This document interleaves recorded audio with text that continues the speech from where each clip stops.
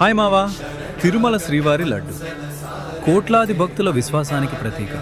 కానీ ఈ లడ్డు గురించి గతంలో ప్రజలు ఏమనుకున్నారు తెలుసా?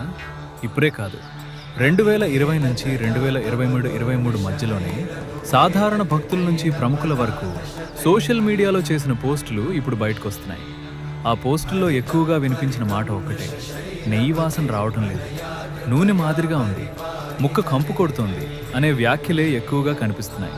మరికొందరు లడ్డు ఒక్కరోజు కూడా నిల్వ ఉండటం లేదని, ఇలాంటి ప్రసాదం తమ స్థానిక దేవాలయాల్లో ఎప్పుడూ చూడలేదని కూడా చెప్పారు. గమనించాల్సిన విషయం ఏంటంటే, ఈ వ్యాఖ్యలన్నీ అప్పట్లో చేసినవే, ఇప్పుడు రాజకీయాలు మొదలయ్యాక కాదు.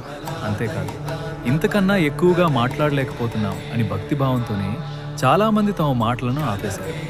ఇప్పుడు కల్తీ నెయ్యి వ్యవహారం బయటకు రావడంతో వైసీపీ మాత్రం ఇది కేవలం రాజకీయ కుట్రే అని ఆరోపిస్తోంది.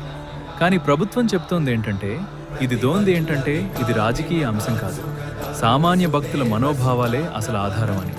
అందుకే గతంలో భక్తులు చేసిన పోస్టుల్ని ఇప్పుడు బయటకు తెచ్చారు. ఇది రాజకీయం కాదని ప్రజలే ముందే చెప్పారని నిరూపిస్తున్నారు. మీ అభిప్రాయం ఏమిటి? ఇది రాజకీయమా లేక భక్తుల ఆవేదననా?